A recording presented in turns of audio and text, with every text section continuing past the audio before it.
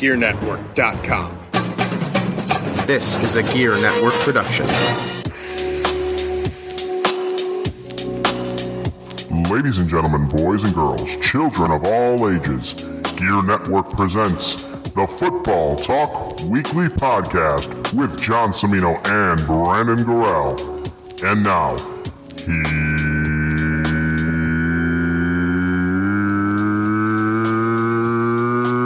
here's John. Week 14, ladies and gentlemen, is here.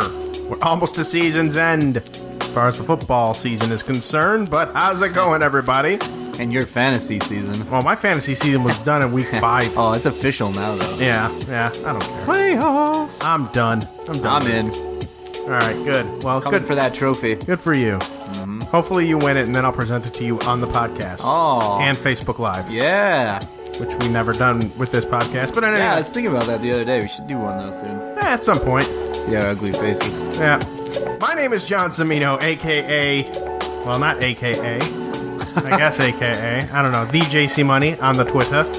And joining me, of course, Mr. Brandon Gorell. How you doing? I'm doing well. How are you? I'm battling a pretty good headache right now, and I took some stuff, and I'm thinking it might be borderline Percy Harvinism, but I'm still going to go through with it, so mind me if I'm a little loopy. Be out for the rest of the season. No, I will not be. I will be here, and I'm playing through it right now. So, but yes. So if I'm a little loopy, if I sound a little loopy, or if I go space out or something like Brandon did last week several times, buckle up, buckaroo. I apologize.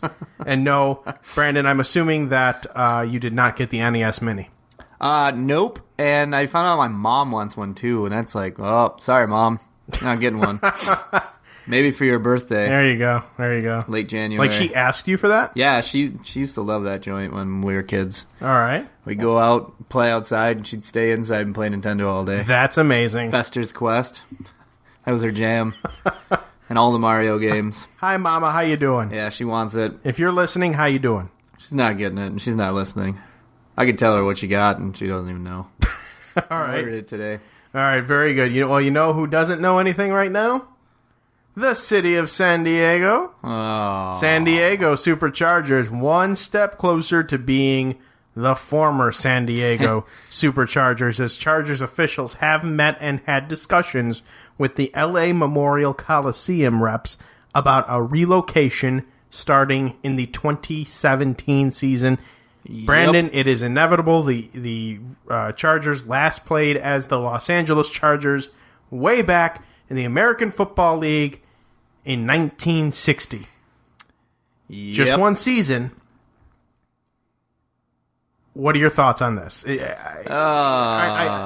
you think there's any chance of possibly saving San Diego's football team? No.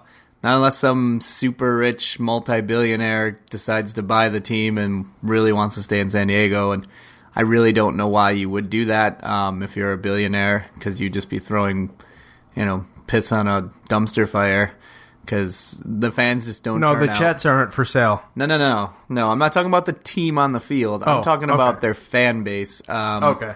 They don't turn out whatsoever. They claim they want to keep their team, and they rally on week 17 every year, and they're like, oh, save our team, and then they don't show up the rest of the season. They do, and they just dress up as empty seats.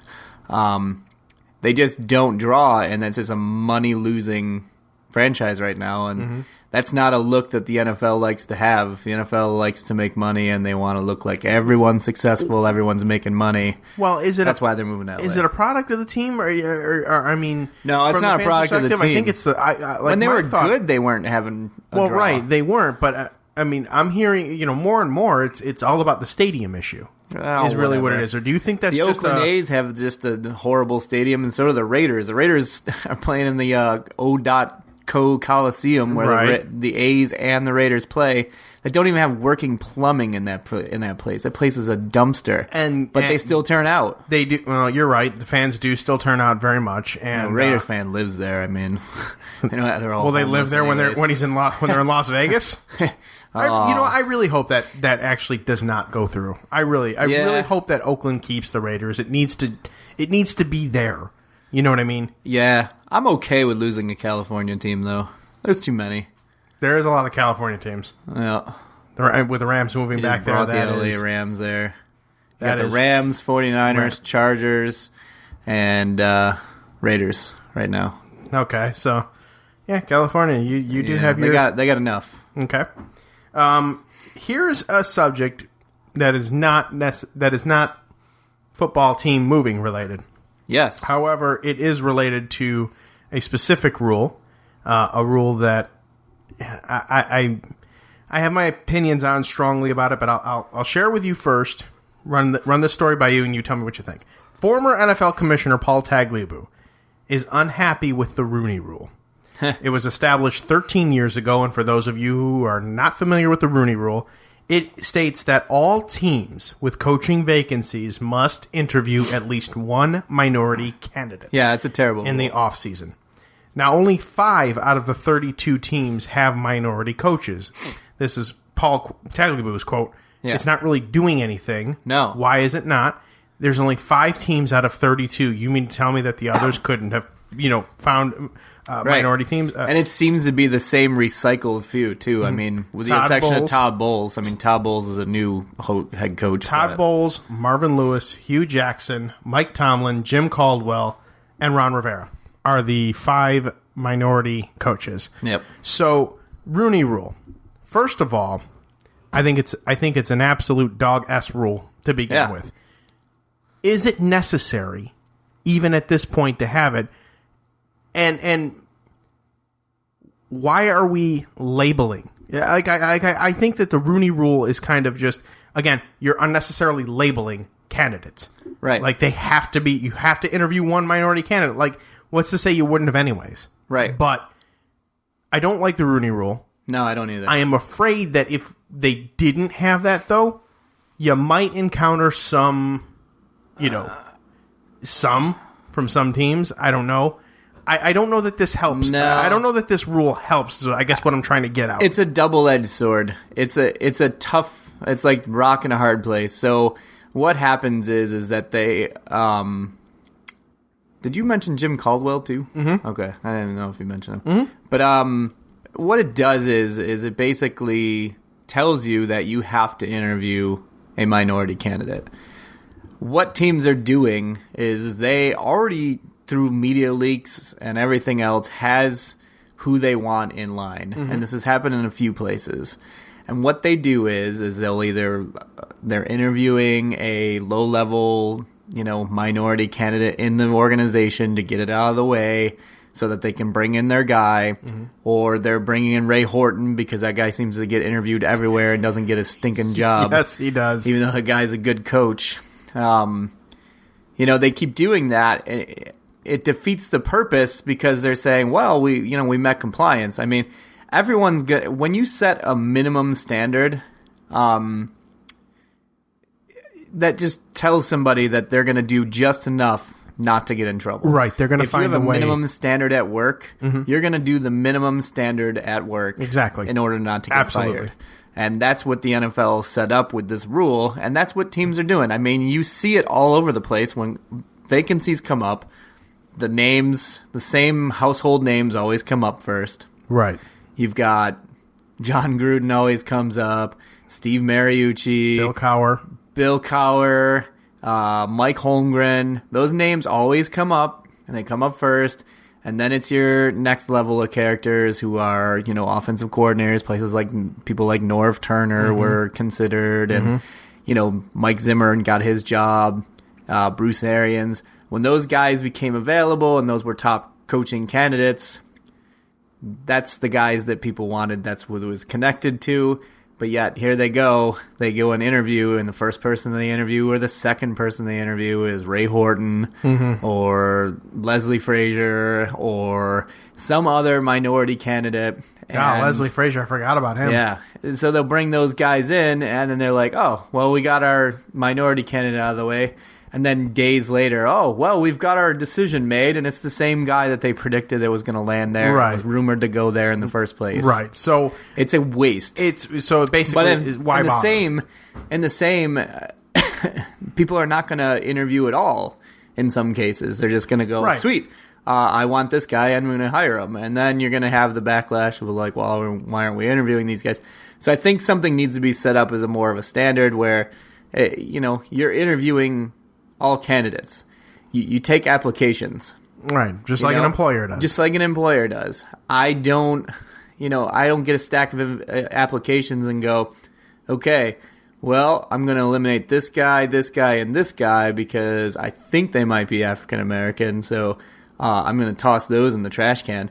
That's not how it happens. I just take names, I look at, what their availability is and what their qualifications are. They got qualifications, I call them up and say, hey, come in for an interview. Right. And the NFL should be the same way. You should have open interviews for the coaching jobs. If, Hugh Jackson, loses his job with the Browns or whatever, and he wants to apply somewhere else that's got an opening, and, defensive coordinator or Ray Horton or anybody, I'm just trying to grab names that people know, but, you get those guys. Edgar Bennett is another one that's been a big-time coach for Green Bay for a while, the running backs coach.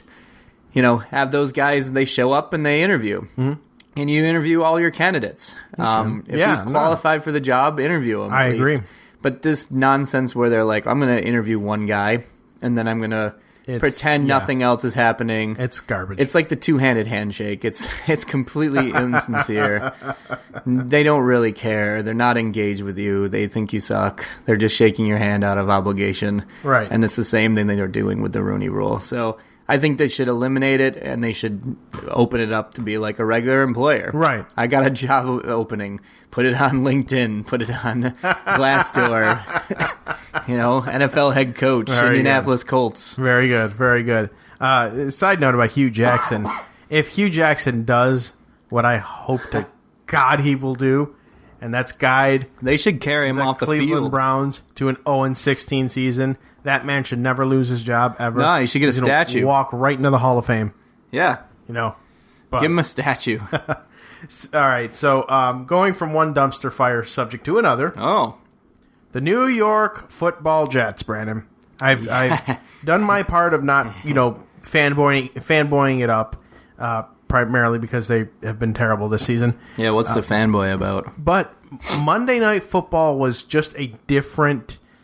I didn't even watch it. It was bad. Like I watched the Pens put up more goals than you guys put up points. I think. Yeah, it was. Oh wait, no, we didn't. It we was had 8. It was pretty awful. Well, for the majority of the game, you had more goals than points. It was awful, Brandon. It looked like a team that had just totally quit. Yeah, they're done. And I know that they didn't have an ice cube chance in hell to make the playoffs the way that they were performing and everything, but well, they brought it on themselves. Of course they did. The fact that they spent the entire offseason dicking around with the quarterback, just get Fitzpatrick back. What was your better option? There was no better option. Right. Hire the guy, give him the money he wants, bring him in, have a full camp.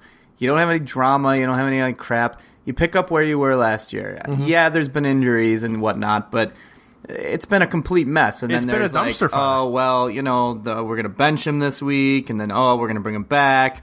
Oh, I'm going to bench him for Petty, and I'm not going to tell him until, he finds out in the media. It's and that's a mess. That's where I was going with this. Todd Bowles is having trouble, and, I think he's kind of squeezed in the middle there. Who, Todd Bowles? Yeah, I think he's taking it downhill. I think it's coming up from up high. You think it's McCanahan or Woody himself? Probably McCanahan. Woody's busy doing other things. Yeah, like trying to be the ambassador to the UK, so they can get more Jets games in the UK. I guess. I don't know. Don't even start there. Woodrow Johnson. I don't know. I don't know, man. Hilarious name, terrible owner. But anyways, to your point, yes, he did bench Ryan Fitzpatrick for the remaining 4 games, and he's going to have Bryce Petty start as the starter. Yeah, I mean, good move, bad move. He's thrown his last pass in a Jets uniform unless everyone else on the roster gets hurt. Do you think he's thrown his last pass in the NFL? No, someone will grab him. Think someone will grab him as a backup? Yeah, as a backup at the very least. Cleveland could use a quarterback. I don't see why it would hurt. Can't be any worse than what it is. Right, can't be any worse than what's going on here. All right. Of course, speaking of that, RG3 might be playing this Sunday. Aha, you've jumped ahead of me here. Oh. We're going to go into quick hits now really quickly, so let's start there. Robert Griffin III, who last started in Week 1 and got injured, is set to start for the Browns at home versus Cincinnati. Brandon? This is scary for us. Because this is a winnable game. Do you think the Brownies could pull this one off? I hope not. I hope not. This is going to be the first of 3 scary weeks because you have Cincinnati this week. Yep. Buffalo next week. That's the one that scares me the most. Buffalo scares me the most. It should scare you too. Because Buffalo gonna Buffalo. Ask Oakland. Yeah, they throttle down, man. And then after that, Oakland's a good team this year. I can't totally crap on that. Yes, but they were up 24 to 9, I think. They were up 18 points. Going into the fourth quarter. No, it started crumbling late in the third. Started crumbling late in the third? Yeah, right. It started to crumble there. But all I can say is in the 10-minute time it takes for me to get from my house to bowling, the Oakland Raiders went from being down 18. Yeah, it was a 15-point Or 15, being down 15. Yeah, it's 24-9, but with 5 minutes left in the third, they got a touchdown from Crabtree, and then they got a running touchdown to take the lead. Right. Or no, to go down by 1, sorry. So the entire third. That entire time it took for me to leave my house and run to the bowling alley where I bowled like garbage, but to run to the bowling alley, the Raiders made a comeback. It's completely insane. Yeah, I ran to that bowling alley with you. Yes, you did, and I appreciate the sub there. Oh, no all right. problem. Rex Ryan was very vague with regards to Tyrod Taylor. Not today, it wasn't. When asked if the team was sold on Tyrod Taylor and his future, he said, quote, "Let's just let it play out." He then went back on that statement. Rex. He then went back on the statement today. But I ask you, Brandon, Tyrod Taylor, a Buffalo Bill next year, yes or no? He should be, because I don't know what else they're going to get. I say they re-sign him at least for another year, and then draft 3 quarterbacks this year. Well, he's on a multi-year deal. That's right. But he did re-sign. That's right. But I think the problem is going to be the Bills' option. The Bills have a team option that they could either cut him loose or pay him the money. Right. Now, if they want to keep him but they don't want to pay him the money, that's what's going to probably cause the problem. Because Tyrod could just as easily say, yeah, no, I'm not giving up XYZ $1 million I'm going to head to Cleveland. Whatever, you can cut me. Right. And then what? So the Bills kind of back themselves into this corner. I don't think Tyrod Taylor is far from elite, but he's not bad. No, he's not Colin Kaepernick. And I would certainly take Tyrod Taylor on the green and white, right? Over what we have now. Right. So Buffalo, you're going to have an interesting offseason, you will. Especially if they don't make the playoffs. Rob Gronkowski out officially for the season on the IR. That means football's less fun without Gronk around. That means even if the Patriots make the Super Bowl, Gronk's not playing. Yeah. So there goes my prediction. Jason Pierre-Paul had surgery on a core muscle injury.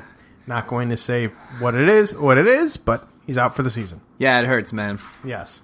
And finally, New York Mets skipper Terry Collins.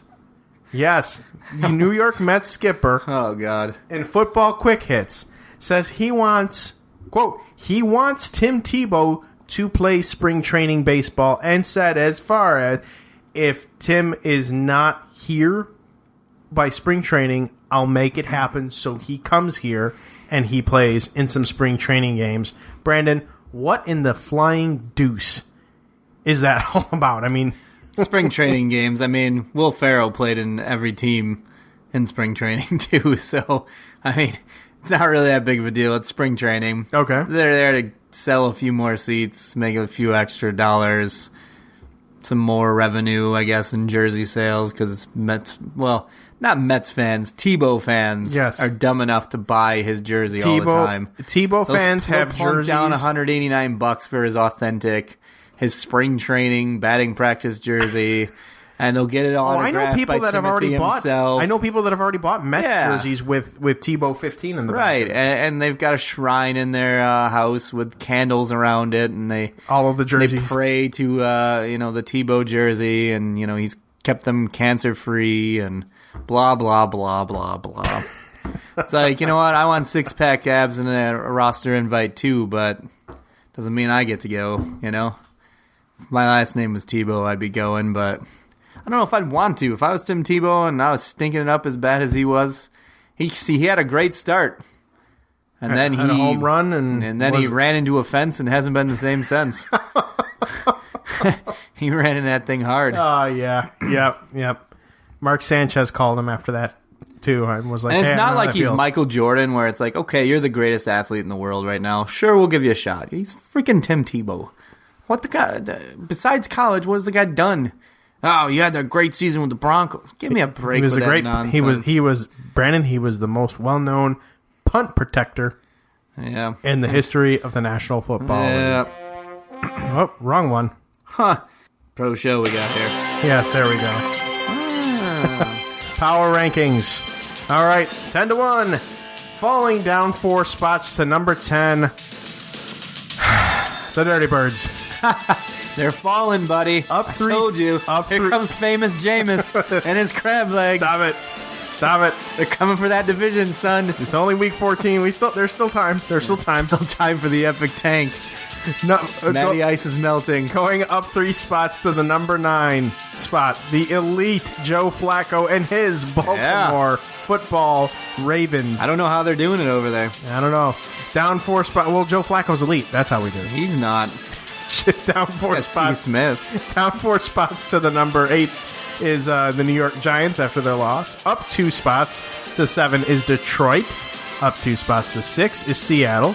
Moving up 2 spots themselves is the Denver Broncos at number 5. Kansas City moves up 1 to the number 4 spot. And 3, 2, and 1 all remain the same. Oakland, New England, and Dallas. Big game for Dallas this week. They play the Giants. It's well, we'll get into that when we start talking about the actual pick'ems and everything. But very, very big game. In fact, a big game on Thursday night. By the way, Oakland Tomorrow and night, Kansas City. Who would have thought that? It's actually, I did. It's actually a game that. Well, yes, Brandon. Yeah. You picked that out. But whatever. I think the Chiefs might spoil my prediction too. You think so? I think so. I think they might pull one out at home. It's quite possible. I'll make them both 10-3, and they'll have the edge. Oh, Brandon, you are a gem on and off the air. I am. All right, scores. Last week, as we were recording, coming back from our adventure from Target, the Dallas Cowboys managed to hold on, Brandon. Oh, they did. 17. They held right on to Bradford's face mask, too. Dallas is got away with it. 10-1. Yep. Whatever. The Kansas City Chiefs, 29-28 winners over the Atlanta Falcons in quite a game up until the very end. Here's a good game here.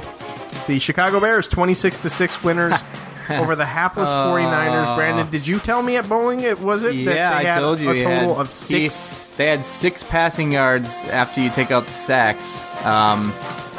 Kaepernick was sacked 5 times and threw for 5 yards before he was pulled for Blaine Gabbert, who didn't do much better. Yeah.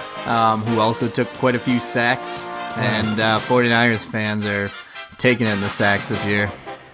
Cincinnati, 32 winners, 14. Well, if I could talk here. 32-14 winners. I told you I got the goddamn migraine, Brandon. 32-14 winners over the Eagles. The Denver Broncos, 20-10 winners over the Jaguars. The Detroit Lions, 28-13 winners over the Saints. I picked them. Your one win this week. That's right. The Green Bay Packers, 21-13 winners over the Texans. I picked them. I did too. I always pick The New England Patriots, 26-10 winners over the... Hold on. Stop. You know what? I can't even believe that I didn't even mention this before. Jeff Fisher got a goddamn 2-year extension. Well, we could have waited till the scores were done. I know. I just thought of it now. Oh, my God. I just thought of it now, and it upset me. Okay. 26-10 over the Jeff Fisher. He's got that CTE Rams. going right now. Something like that. 38-6, Baltimore over Miami. The Oakland Raiders come from behind the Cardiac Kids. 38-24, winners over the Buffalo Bills. 24-14, Pittsburgh over New York. The Redskins. I picked them. And guess what, Brandon? They lost to the Cardinals. 31-23. The Tampa Bay Buccaneers. Oh my goodness. Famous Jameis. 28-21, winners over the San Diego Chargers.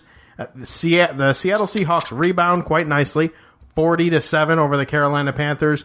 And in the greatest game of the entire football season, Monday night, it's football night.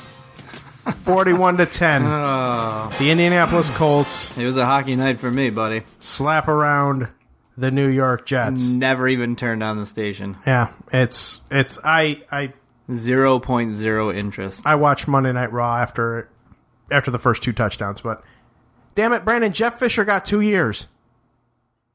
He got 2 years. I wish he'd get got a 2 years in prison. extension.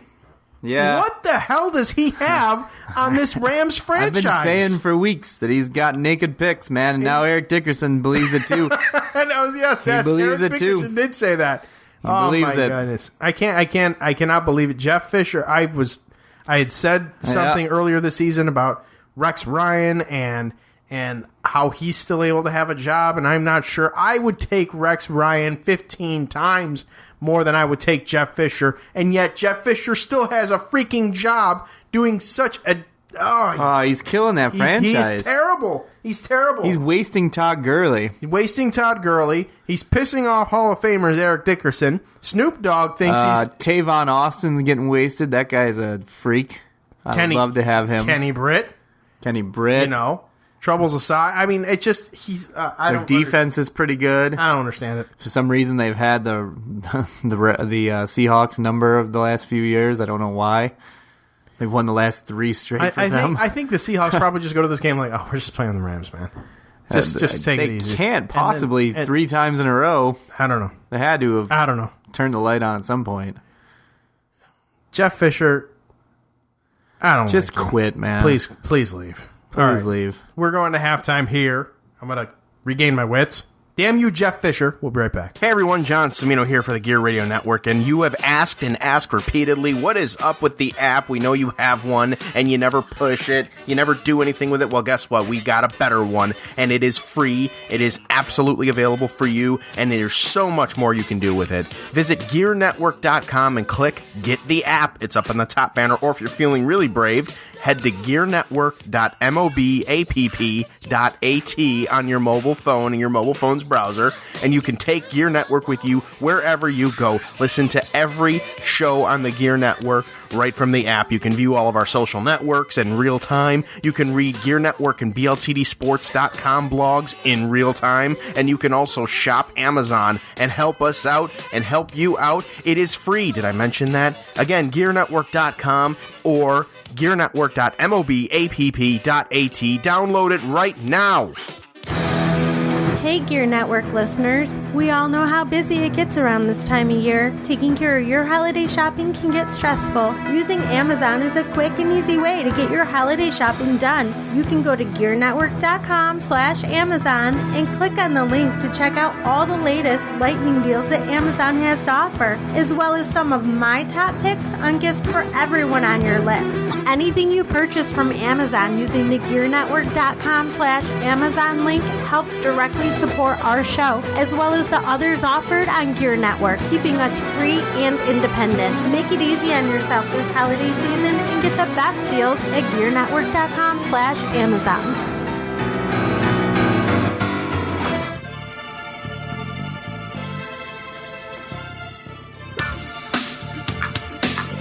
Gotta love it, Brandon. This is what I was talking about last week. It's the This is my season. jam.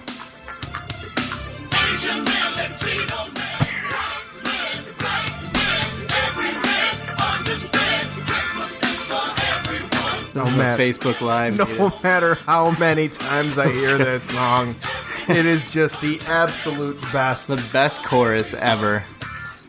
Well, listen to this. Listen to James Brown. You need to hear. Come together, cause Christmas is near. Change the volume up on this a little bit. Let there be peace In the place. In the place. Let this group put that smile on your face. Put it on your face, Brandon. Get on Amazon and download this album. You must. 'Cause there's some other gems that are on here too. Shop Gear. Tell me what you want for Christmas. Merry Christmas and Happy New Year. Oh my god. It's such a good album. You know what I'm gonna do? I'm gonna get, you know what, as a early Christmas present to you, the listeners, immediately following this podcast, you can hear this song for free. Courtesy of us and our friends at shopgear.com/Amazon, who I purchased this album from. So there you go. Legality's out of the way. All right. But welcome back to the Football Talk Weekly Podcast, everybody.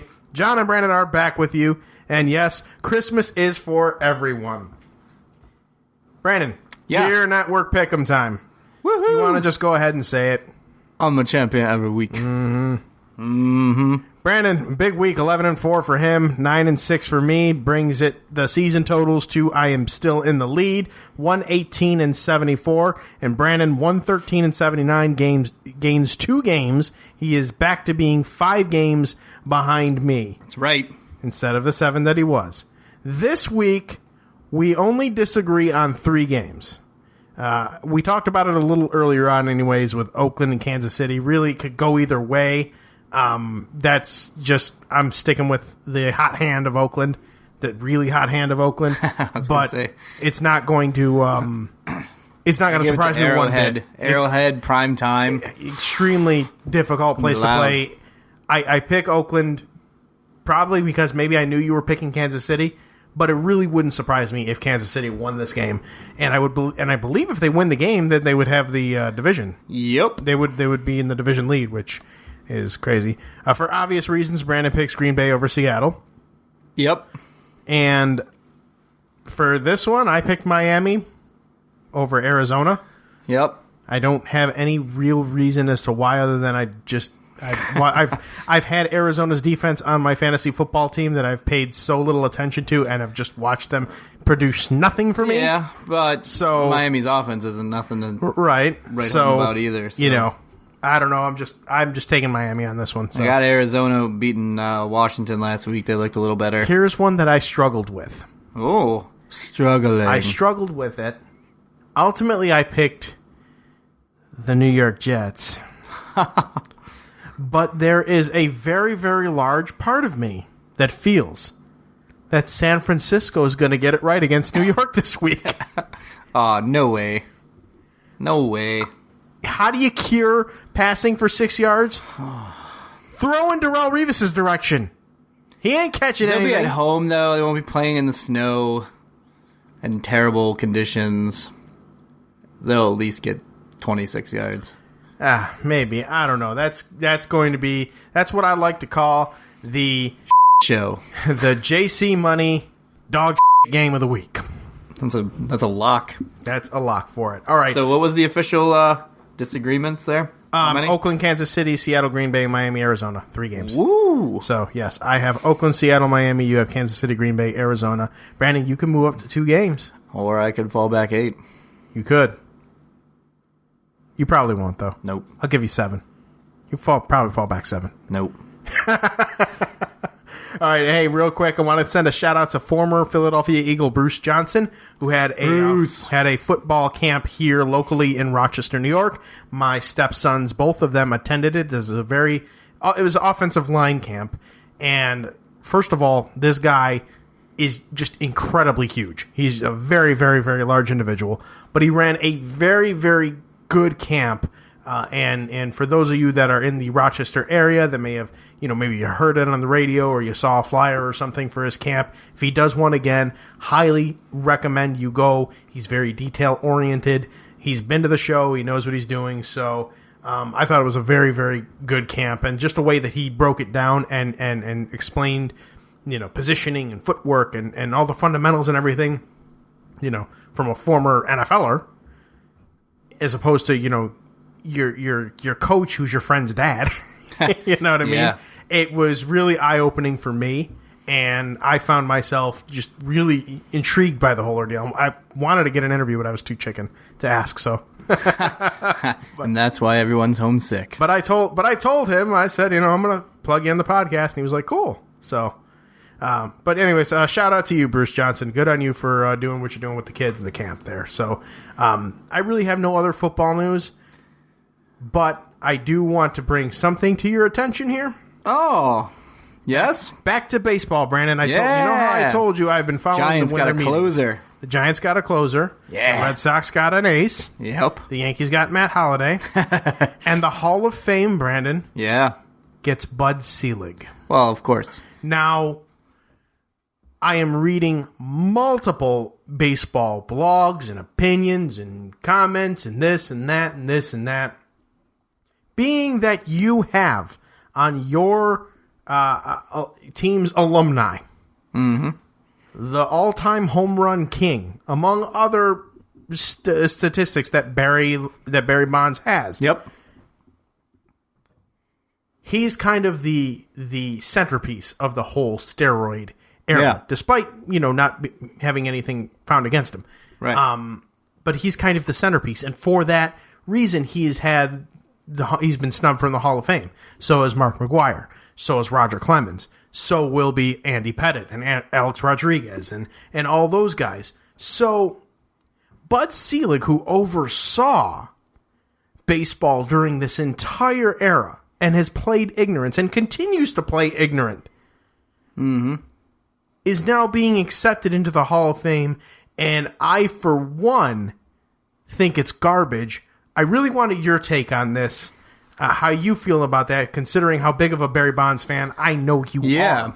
I think Barry should be in, but I also think Bud Selig should be in.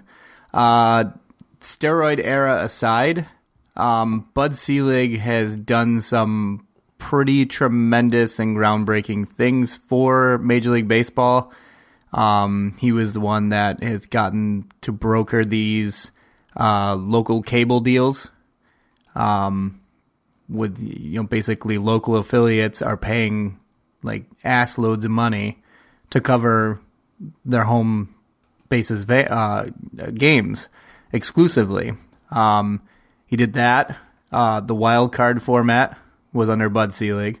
The extra wild card was under Bud Selig. They have had steady revenue growth just about every year under his tutelage, and you would think something like the steroid era would be something that would collapse a sport. It not only didn't collapse the sport, but it strengthened the sport. The sport is popular. It's a regional sport. It's not as much a national sport as it used to be, but it's right behind the NFL when it comes to revenue. Mm-hmm. It makes money. It's a good sport, and he had a lot to do with the stuff that went on during that era. Yes, the steroid thing was there, partly on his responsibility, sure. It's hard to turn the other way when it's, whispers. But you see a product out on the field that fans are excited about. Who are you to step in? You can say, the integrity of the game. Well, I got news for you. You look at some of those freaks in the NFL, there's no way that they're just doing that all naturally. Mm-hmm. It's bullcrap. I agree with that.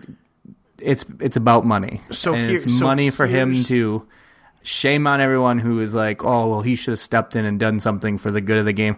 You good of the gamers, that's great. I love it.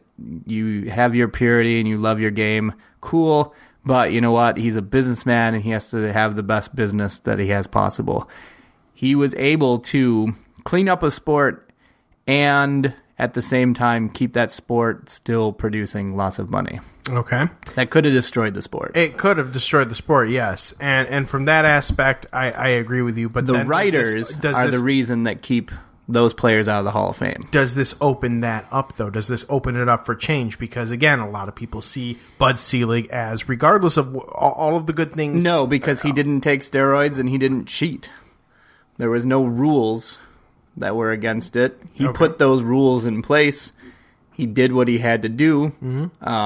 So he's going to get a different pass than these guys are. Fair or not, the writers are writing, and they're frustrated ex-wannabe jocks. Right. They're guys that wish that they were baseball players. Right, yes. So they're going to grind their axes. You don't like somebody in the media, well, you're not getting in the Hall of Fame. Right. I don't care what your numbers are. Right. Barry Bonds was a Hall of Famer before he did anything, or was alleged to do anything. He became out of this world, another stratosphere, possible greatest of all time as far as hitters go, after, the alleged stuff. But before that, he was top 10 all-time baseball player anyways. He was good. He had, he had 3 MVPs. He 400 had home runs. Yeah, 400 home runs. He had a lot of stolen bases. He was a Hall of Famer before he got to San Francisco. But he was a 5-tool player. He can steal bases. No, I agree. Throw guys out. He plays good defense. He can hit. He takes walks. He hits for average. Hits for power. He was clutch. Do you ever see these guys I see him getting in. Bonds will get in. You think Roger Clemens would get in? Clemens will be a little harder and a little longer because he really made a big ordeal of it and dragged a lot of people through the mud, whereas Bonds didn't say squat and took no one down with him. He was not going to rat anybody out. He wasn't going to, assassinate anybody's character. He just said, wasn't me. Yeah. He basically said, wasn't me. Clemens and his lawyer did go straight vicious on a lot of people. They went on a lot of people. But, so he's going to have a little harder time. Bonds, I would like to see him get in now. He won't. But I would say the next couple of years, you're going to start running out of people, and they're going to have to start putting people in.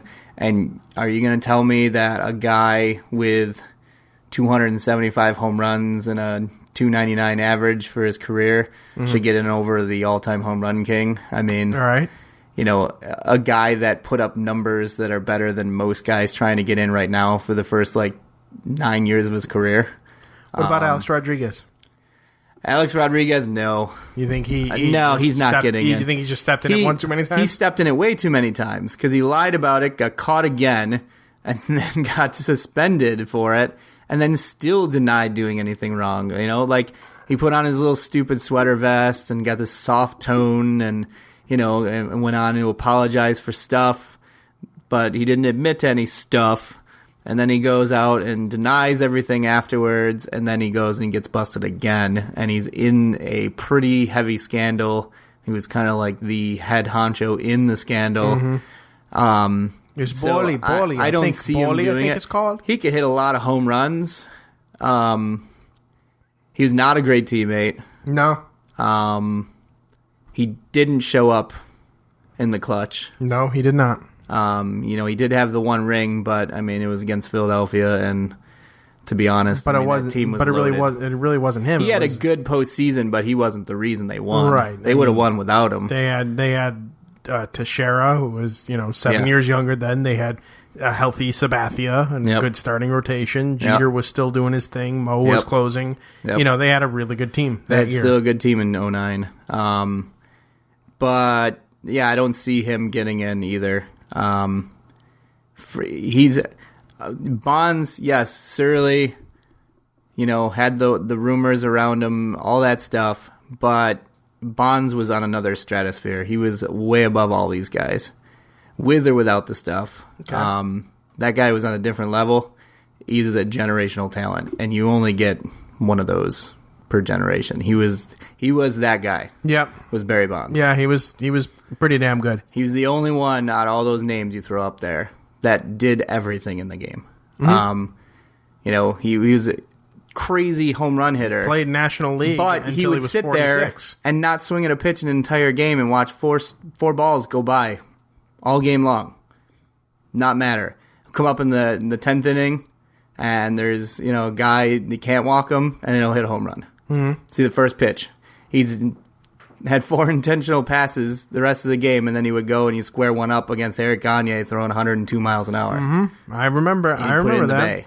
So How many people can say that they were feared at 44? Right. Exactly. At the plate. Right. Like, so feared that they were Right. intentionally walking him. Right. And I don't want to hear that it was, well, we didn't want to be the ones to give up 755 or any of that Yeah, crap. sure. Whatever. Because I'm sure if you are a prideful pitcher, Right. you would take pride in the challenge of striking him out and Right. making sure Yeah, that's you a load of weren't crap. 755. And if you were, hey, great. You know what? You're a statistic forever. But He'll get in. He was the best hitter of my generation. All right. Fair enough. Best all-around hitter. He didn't strike out a lot. You know, he walked a lot, had a high average. Mm-hmm. He won a batting title. He was a complete player. The rest of those guys, they dominated in a certain area. All right. Real quick before we With Baseball Talk Weekly. Yes. Before we close Love baseball. Football Talk Weekly, real quick, yes or no? Maybe we can touch up on it next week or something. Bryce Harper, will he get his $400 million contract that he wants? Nope.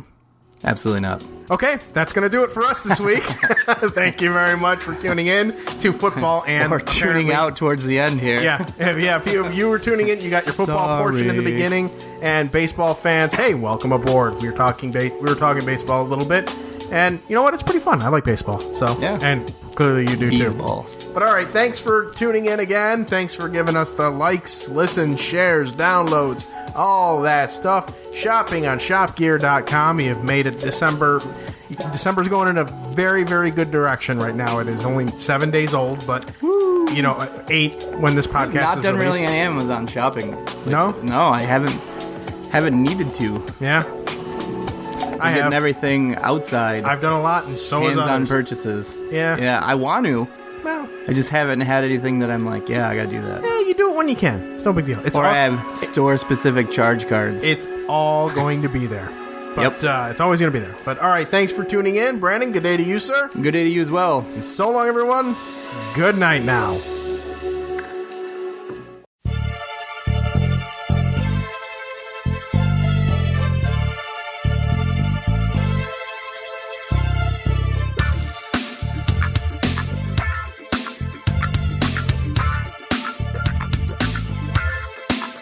Asian man, Latino man, white man, black man, every man understand Christmas is for everyone.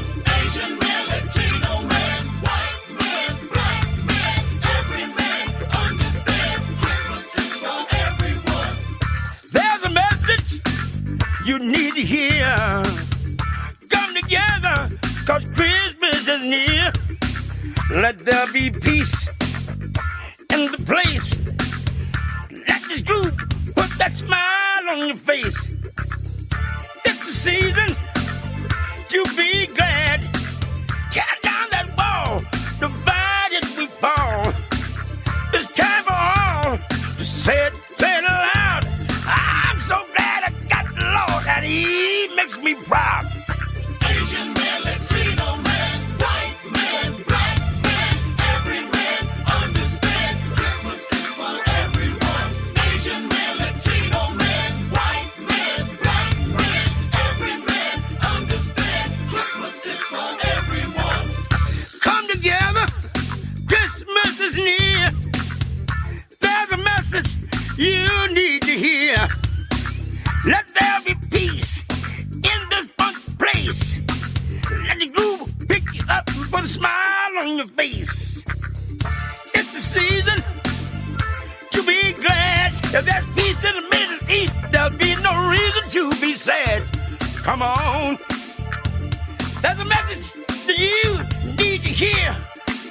Come together, cause Christmas is near. Asian man, Latino man, white man, black man, every man understand Christmas is for everyone. Asian man, Latino man, white man, black man, every man understand Christmas is for everyone. Why don't we stop the madness? I don't have to sing this. Why don't we stop the madness? Why don't we love each other? It's the blood. It's the blood. It's the blood. If you got the blood going for you, it's the blood. It's the blood. You are my brother. You are my sister. You are my elder. You could be my son. You could be my daughter. Look at here. I love you, and you love him, and you love her. We all love mom and dad. Stop the madness and stop the violence. This Christmas, stop the violence. And this will last forever and forever. The please still say that. Please, please, please stop the madness. Remember to see more National Football League action next week.